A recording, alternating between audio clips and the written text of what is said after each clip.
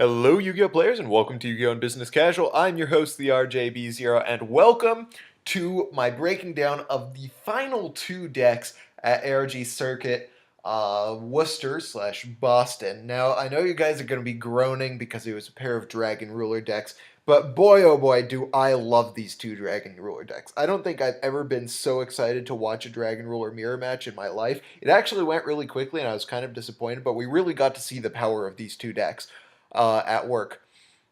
So first, I'm going to give you Jerry Williams's top or first place Dragon Ruler deck. This is the most teched out deck I've ever seen, and then we'll get to see Carl Manigat's Mythic Dragon Ruler deck after that. So let's go down the deck list. First, you have one Flam Velguard, you have three Blaster, one Dandelion, two Debris, one Corsesco, one Dark Spear, one Electric Virus, one Kidmodo Dragon, triple Maxi, triple Redox, one Swift Scarecrow, triple Tempest, three Title, Dragon Ruler of Waterfalls, and one Book of Moon, three Dragon Ravine, one Enemy Controller, one Forbidden Lance, triple Sacred Sword of Seven Stars, one Terraforming, one Castle of Dragon Souls, double Phoenix Wing Wind Blast, one Return, one Sixth Sense, double Trap Stun. The side deck was one DD Crow, an Electric Virus, double Fossil Dyna, triple MST, double Xyz Encore, one Chain Disappearance, one Debunk, one Eradicator Epidemic Virus, one Infestation Terminus, and two Skill Drain. I'll get down to the breakdown of this deck right after I give you guys the profile for Carl Manigat's Mythic Dragons. So let's get over to that. So first you have the triple Blaster, triple Redox, and triple Title. He did not run Tempest, mostly because he didn't need to. Tempest wasn't going to be that important a card to him, and it might end up actually being detrimental to his drawing into his main strategy, which involves the Mythic Tree Dragon and the Mythic Water Dragon. Notice that he doesn't run any other Wind Dragons, so it didn't make a whole lot of sense for him to be running Tempest. He's got triple Maxi, of course the double Tree and Water Dragons, one Montage Dragon, one Battle Fader, one Flam Velguard, triple Lance, triple Sword, triple Goblin, double Ravine instead of three, double Trade-In, one Book of Moon, one Gold Sark, one Return, triple Reckless Greed, one Compulse, and a Bottomless. Your side deck is double Fossil Dyna, double MST, triple Xyz Encore, one Malevolent Catastrophe, double Trap Stun, double DNA Surgery, double Skill Drain, one Sixth Sense. His extra deck is actually very interesting, so I want to go over that before I start with my analysis of both decks. So first you've got the double Divine Dragon Knight Felgrand. This actually won him game one of the final match. Its effect is, since it's kind of a new card, it's a 2800, 1800 warrior, and its effect is you can, once per turn during either player's turn, you can detach a material from this card to target a monster on the field, negate its effect, but it is unaffected by all other card effects. So the way he won was he hit when he attacked with like a blaster or something. When Jerry Williams went for the Swift Scarecrow, he could actually detach from the Divine Dragon Knight Felgrand to target the monster he was attacking directly with. That would negate the Swift Scarecrow's attack, and he went for game. So freaking amazing card. Then you've got Heliopolis, which is another one of those cards that's like, it's a game ender. You put it on the board, you take out your opponent's entire field, then you put 8,000 points on the board and attack for game. Draglon was a card that he actually used a couple times to win the game, but he didn't use it as often as I expected him to. It's pretty spectacular in the mirror match for Dragon Rulers because you can detach a material from it to target one Dragon-type monster your opponent controls and take control of the target. And it's also got the ability to negate your opponent's dragon monster effect. So it's a pretty amazing card. He didn't use it as often as I expected, but when he did, it won him games. This was another card that really came out of nowhere for him, which is Gimmick Puppet Giant Grinder, which says up to twice per turn during your main phase 1, you can detach one Xyz material from this card to target one special summon monster your opponent controls, destroy it. Then, if it was an Xyz monster, inflict damage to your opponent equal to its original attack. This ended him games. It's an amazing card, and it just came out of nowhere. Nobody saw it coming. Then, of course, the 107 Galaxy Eyes Tachyon Dragon got the 2 Dragasac, 1 Gaia Dragon, and then he's got his level 8s. 1 Red Dragon Archfiend, a Crimson Blader, a Colossal Fighter, Stardust, Scrap Dragon, and a Big Eye. The Red Dragon Archfiend was a really interesting choice because there are going to be times when your opponent, if you're playing in the mirror match, is going to be trying to defend with an Ancient Fairy Dragon or a Redox. And this card just slams into it and destroys it one way or another. So that's actually a really good choice. Why don't I start my analysis of the decks with Jerry Williams' first place Dragon Ruler deck. Now, this is probably my favorite Dragon Ruler deck I have ever seen, just because it's teched out as nuts. So I'm going to go down the individual tech choices and talk about them a little bit. First, Dandelion is a really nutsy card. It's a very good defense. It isn't. It doesn't lose out to Crimson Blader, because the tokens, of course, can't go to the graveyard, which means that if you are really in a tight spot, you can put that Dandelion in the grave with something like Phoenix Wing Blast. In order to stop your opponent from OTKing, you take out a card, and you can also use it with a Revival from Redox in order to put things like Trident Dragon on the board, which is also really amazing. So there are some crazy plays you can do with Dandelion, not to mention the Debris Black Rose play that you can make in order to put some big, put big monster removal on the board and then be defended for a turn if you can't remove, or if you can't put any field presence on the board. The Dark Spear, once again, goes into Trident Dragon. Trident Dragon is actually a card that we don't see a whole lot, so I'm going to read it off. It's a 3028, level 11, I believe. Let me see. 2, 4, 6, 8, 10. No, it's a level 10, so you can synchro with the level 3 Dark Spear and a Redox, or, any of the other Dragon Rulers, of course. So what its ability is it takes a Dragon-type tuner and one or more non-tuner Dragon-type monsters. It cannot be special summoned except by Synchro Summon. When it's Synchro Summoned, you can destroy up to 2 cards you control. If you do, for each card destroyed by this effect, this card gains 1 additional attack this turn. So one of the things that he was really able to capitalize off with that card was destroying something like a Castle of Dragon Souls, which could then bring back one of his banished dragons in order to OTK his opponent by being able to attack 3 times with the Trident Dragon, and then also the monster that he summoned with Castle of Dragon Souls. So that's pretty freaking amazing card. And so you've got that Dark Spear. The Electric Virus in the main deck was actually a pretty decent choice for him. A lot of people would disagree with putting Electric Virus in the main deck just because you aren't going to always be playing against Dragon Rulers, but he knew that because he was going to be facing off with a lot of Dragon Ruler decks, and of course a lot of Evil Swarm decks too, and one of his side deck choices comes in handy there. He can discard that Electric Virus, take control of his opponent's monster, and deal some serious damage. One of the best things he can do with this card is, like, if his opponent has a Scrap Dragon, he can steal it and pop itself with his opponent's monster, or this also works for Dragasack. He can also take things like Stardust Spark Dragon in order to protect one of his plays for the turn, and then he can just kill the Stardust Spark Dragon by the end phase. So this card is actually a really good main deck choice, and I think that it did him a lot of good in those Dragon Ruler mirror matches, which ended up being what won him the tournament. I mean, aside from the frickin' drawing 6 cents in return all the time. But that... being so prepared for the Dragon Mirror match, all he had to do was fight through day 1, and then he had pretty much smooth sailing from there because he probably knew that top 16 was going to be almost all Dragon Rulers. So then he's got one Kidmodo Dragon, which has a lot of combos that it can make. It's another debris target, but when it's sent to the graveyard, like with Ravine or with Redox, you can special summon a Redox from your hand. Or any other dragon type monster, and then you can synchro for one of your level 8 dragon synchros, and that's just an amazing combo. It speeds up a lot of plays. It makes the deck much more consistent, and once again, it's another debris dragon target. So you can let's see. Okay, so it misses timing if you synchro with it with debris, but there are things that you can do with this card that are actually pretty amazing.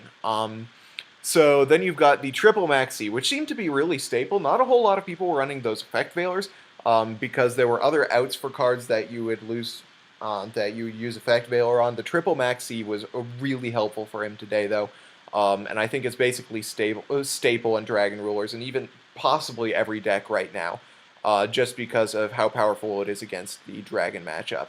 And if you use it at the right time, Max C is basically a game winner.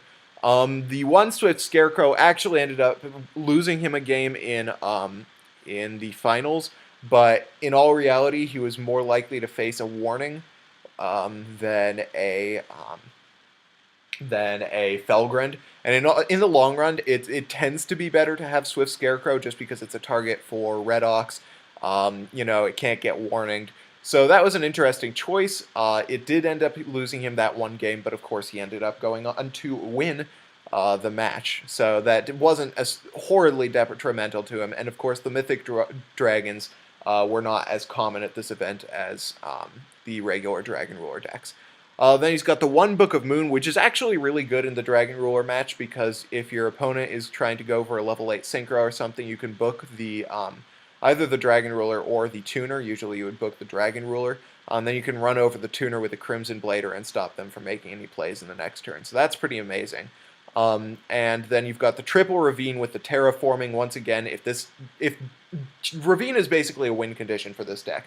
If you open with the Ravine, you basically and at least one Dragon Ruler, you're probably in really good shape for the rest of the duel. So making sure that he gets those Ravines in his hand first turn is really important. The one enemy controller I thought was really interesting. It has very similar logic behind it to Electric Virus, except the fun thing about enemy controller is you can if you're stuck under a Crimson Blader or something, and if your opponent has another monster besides the Crimson Blader, you can normal summon a Kidmodo Dragon or a Dragoonity or something, or even a Max C or something. You can sack it to take control of their Crimson Blader and then attack over their other monster, and then they're locked down for another turn. You have the chance to recover from that Crimson Blader in that case. There are a lot of other cases in which enemy controller is very good. And you can, it can stop OTKs if you're really, really desperate. And it can also take away your opponent's Dragon Rulers in order to make your own rank 7 plays. So this card is actually a pretty decent tech. I didn't actually see him play it during the tournament. I don't know if I've been paying attention quite as closely as I should have to the rest of his matches.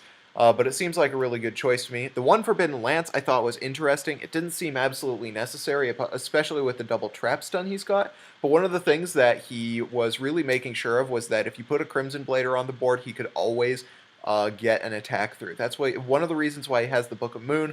That's one of the reasons why Forbidden Lance is very good, is because even if your opponent has a Scrap Dragon on the board, or if your opponent has a Colossal Fighter on the board, or a Blaster, you can use the Lance on their monster during the damage step when you attack with Crimson Blader, and they won't be able to do anything, and you will get that lockdown on them. Of course, you had to have the triple Sacred Sword of 7 stars. I already explained the Terraforming. Castle of Dragon Souls was really interesting. Once again, it allows your monsters, it allows you to Crimson Blader over things like Ancient Fairy Dragon, and Red Ox. It's really powerful with Trident Dragon. It's basically OTK food for Trident Dragon. It punishes your opponent for blind MSTing. It's a really powerful card, and it's a really interesting tech. I'm not totally sold on using it in every Dragon Ruler deck, but this Dragon Ruler deck definitely used it to its greatest extent. So those double Phoenix Wing Wind Blast, one return, of course, 1 Sixth Sense, and the double Trap Stun. Trap Stun has seen a lot of play during this tournament, which I think is actually really cool, and it makes sense. Dragon Rulers are finally getting wise to how to proactively take down your opponent's plays, and sometimes that Trap Stun can just be absolutely devastating. Fossil Dyna is another staple that seems to be showing up in Dragon Ruler decks now. I know that Billy Break and Robert, what's his face? I can't remember his name. You guys know the guy who's playing basically the Boyajin. They're both playing the Fossil Dyna. Fossil Dyna is amazing in the mirror match, especially if your opponent doesn't have any normal summonable monsters that can run over the darn thing, because in that case they have to use a Wing Blast or a Blaster on it, and in order to get it off the board, if you just normal summon it and start poking them with it, they have to use something defensive on it. They have to use up a Blaster effect or something of the sort in order to get it out of the way.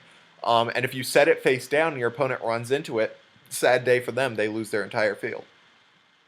So it's a very good card. You're actually seeing in a lot of those top Dragon Ruler decks. And of course, the triple MST has become another one of those staples. Double Xyz Encore. Xyz Encore used to only see play in like 1 or 2, but now you're seeing it in 2 or 3. It's just very powerful against Evil Swarms, which are becoming increasingly popular this format. But it's also very good against the Mythic Dragon Ruler deck.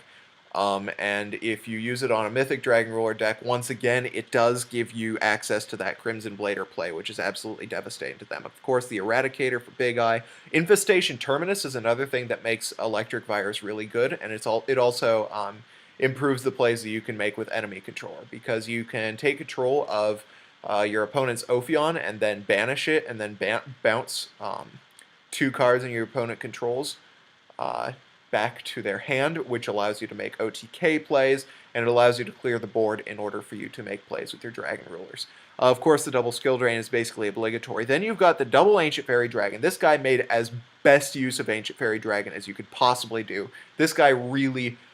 I like using the phrase married to his deck. He was very, very knowledgeable of how his deck could work. And this combo with Ancient Fairy Dragon that he did frequently throughout the tournament was very powerful in order to make Ravine even more live, and he could just go through his deck, and sometimes that Ancient Fairy Dragon could contribute on its own to an OTK by way of removing Dragon Ravine. And in the mirror match, once again, it's very good. It can take out your opponent's Dragon Ravine to grab your own, and just some amazing plays. So that double Ancient Fairy Dragon makes a lot of sense. Let's move on to Carl Manigat's deck. I'm sorry, this video is going to be a little bit long, but I like breaking down these decks, and it takes me a little while to get through them. So first, you have the triple Blaster, a triple Redox and triple Tidal, as opposed to having that triple Tempest. He just took those out. It just, once again, didn't make a whole lot of sense for him to use that triple Tempest in his deck. It wasn't necessary, and there were better things that he could do, especially since he had alternate targets for Redox and Tidal. He was just always going to have resources available to banish to use his Dragon Rulers. The triple Maxi, once again, absolutely stable. It's this double Mythic Dragon deal that's been really good for his deck. Just the cards that you can create with it, especially in the Dragon Ruler mirror match, are very powerful. Felgrind can end games, and it's a really powerful opening play. I don't know if you guys have ever tried playing around an opened Felgrind. It's very, very tough to play around. That Heliopolis and Dragluon can end games, especially in that Dragon Ruler mirror match, and there are just a lot of really powerful plays you can get off of these 2 cards, and not to mention the fact that they're searchable off of Redox and Tidal. The Water Dragon you can discard with Trade-In, you can summon it later with Redox. There are just tons of ways that you can get these rank 8 monsters on the board along with your rank 7s. So these were really successful. You've got Montage Dragon. Montage Dragon was a really interesting choice. I saw a couple of people playing it at the beginning of the format when people were just trying to figure out how to use Dragon Rulers without the babies. A few people were using Montage Dragon because if you discard 3 Dragon Rulers, it gets up to like 60-some hundred attack points, which is really powerful, and you don't really lose any real advantage because you ditch Dragon Rulers, which can just banish and use their effects from the graveyard. So this card is really powerful. It's another target for trade-in in case you've used up your Water Dragons and stuff like that. So it makes trade-in more live, and it can contribute to some major OTKs, especially if you've also made that Felgrind that turn. The triple Upstart the triple Upstart and triple Reckless Greed lineup is a lot of what you're seeing in those Rogue Dragon Ruler variants. Things like Dragoonity Rulers is a prime example of how this works. In both Dragoonity Rulers and the Mythic Dragon Rulers, really what you need to get is this combo right here into your hand. You need to get these cards into your hand as swiftly as possible, and through these 2 cards you can really do that, and you can punish... well, they can be really punishing to your opponent. The problem with things like Reckless Greed is it actually came back to bite him in the butt in the finals because he ended up drawing off that Reckless Greed, not having any outs, not having any ways to get around Jerry's plays. So Reckless Greed is kind of a double-edged sword, but if you can get multiples of it off, it's just, oh my goodness, it is a game-winning card. And then, of course, he's got the double trade-in, which works with the Water Dragon and the Montage Dragon. You've got Gold Sarcophagus. It's even more powerful, arguably, in this deck than in the Dragoonity deck, because if you open with either Tree or Water Dragon, and you open with either Redox or Tidal, you can go Gold Sarcophagus and start off with your Felgrind Dragon, your Dragluon, whatever you want to start with. It's just a very powerful play. And the rest of it was pretty self-explanatory. Then you've got, of course, that triple Xyz Encore, which you're seeing in a lot of those top decks these days because it just gets rid of a lot of problem cards. Malevolent Catastrophe, I didn't see him using throughout the entire tournament, but I imagine it was at least partially helpful. It gets rid of things like Imperial Iron Wall and what's it called? Gozen Match, which are really detrimental to this deck. And since he only runs the double MST and no Dust Tornadoes, he really wanted to get those cards out of the way because his deck really doesn't have a whole lot of strategies if you can't summon those multiple colors or banish from the graveyard. So Malevolent Catastrophe is a really powerful card. People don't expect it. People will attack assuming that, you know, it's some kind of monster removal back row. You clear their whole back row, and then you're ready for your next turn, which is pretty powerful. Of course, the double trap stun. DNA Surgery takes on the Spellbook deck, and as far as I know, that's about it that it can do. And then you've got your double Skill Drain and your 1/6 Sense, which he cited, which I thought was interesting. It makes a little bit of sense since he isn't running, of course, the Triple Tempest. So he didn't want to, you know, mill all of his tree and water dragons or his dragon ravines and his 7-star swords. So it didn't really make sense to main deck that, but sometimes you just really got to start off with that. So these are both really interesting decks. I absolutely loved watching them play, not necessarily against each other because that match went really quickly. But I hope you guys like this video. If you did, hit that thumbs up button. If you didn't, let me know why, and then subscribe for more discussions, analysis, and general Yu-Gi-Oh! Shenanigans. Meanwhile, thank you guys for watching Yu-Gi-Oh! And Business Casual. I'm your host, the RJB0, and I gotta jet. See you guys.